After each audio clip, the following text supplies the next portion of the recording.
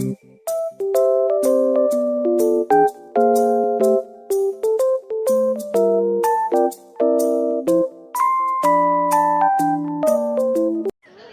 hari di desa utara Jawa, masyarakatnya mengalami paceklik disebabkan oleh kemarau panjang yang tak berkesudahan. Mereka pun semakin sengsara dikarenakan harus membayar pajak oleh pemerintahan Majapahit. Raden Said adalah seorang putra bangsawan. Meskipun begitu, ia menyukai kehidupan bebas yang tidak terkait pada adat istiadat bangsawan. Raden Said kecil suka berdiam diri di kamarnya dan mengumandangkan ayat-ayat Al-Quran ditemani sinar pelita.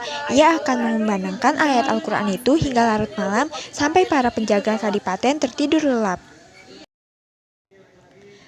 Setelahnya, ia akan mengambil sebagian hasil bumi yang diambil dari rakyat untuk disetorkan ke pemerintahan Majapahit.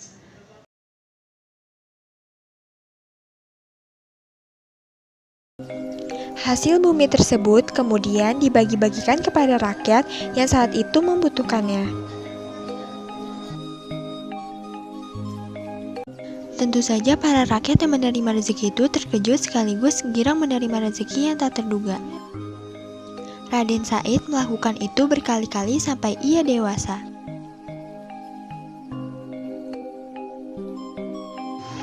Hingga suatu hari ia ketahuan oleh kepala penjaga kadipaten.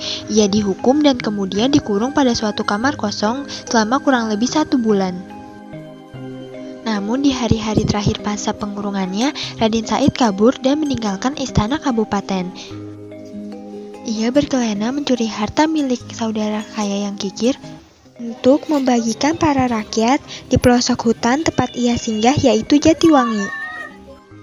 Raden Said dikejutkan oleh kedatangan seorang lelaki tua dengan sorban putih. Raden Said mengejar orang tua itu karena tertarik pada tongkatnya. Dengan napas terengah, Raden Said berhasil menyusul orang tua itu. Bapak anak muda, kamu menghentikan tongkatku. Aku menginginkan tongkatku, Pak Tua. Kelihatannya bagus dan mahal harganya. Tongkat ini hanya terbuat dari kayu, anak muda, dan tidak ada harganya. Apa kamu bisa harga dengan seperti ini? Untuk aku bagikan kepada rakyat yang membutuhkan. Ya benar, tetapi caramu salah, anak muda. Merampok itu perbuatan dosa apapun alasannya. Apalagi kamu membagikan kepada rakyat. Apa kamu mau memberikan dosa itu kepada mereka semua? Jika kamu mau fatal, lihatlah itu anak muda. Ucapnya dengan menunjukkan pohon berbuah emas. Ketika nafasnya hampir terputus, Raden Said baru saja menyusul orang tua itu di pinggir sungai Terusan Bengawan Solo. Kan aku tahu siapa namamu, Pak Tua. Orang-orang menyebutnya Sunan Bonang.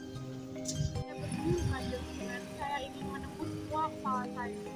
Aku sudah tahu siapa dirimu anak muda. Kamu putra Adipati Kuber. Apakah kamu sudah siap mati untuk berdiri denganku? Lahir batin saya sudah siap, Kanjeng Sunan. Apapun yang Kanjeng Sunan perintahkan akan saya junjung tinggi. Baiklah anak muda, tapi saya sedang ada keperluan ke istana bersama. Tunggulah di sini. Baik, Kanjeng Sunan.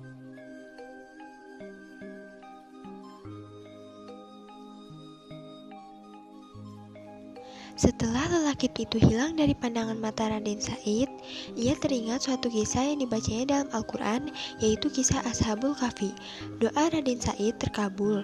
Ia tertidur hampir 3 tahun dalam doanya.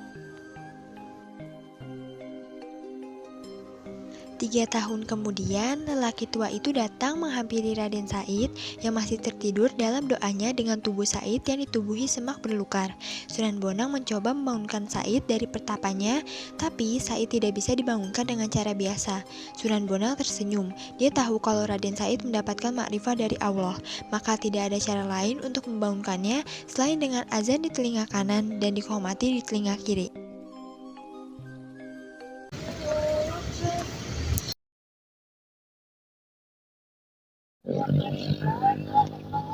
Barulah Raden Said terbangun dari tapanya.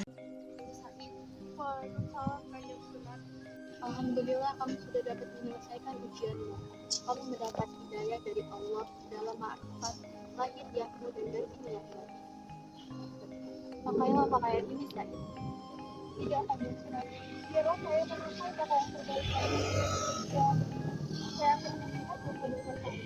Maka saya akan memperbaiki. Naif, jika itu menjadi keputusanmu. Karena selama 3 tahun kamu sudah bertapa di sini, aku akan memberi namamu Jagatau. Tetapi orang-orang akan mengenalmu dengan sebutan Sunan Kalijaga. Apa yang kita ucapkan, sebaiknya itu yang kita jalankan.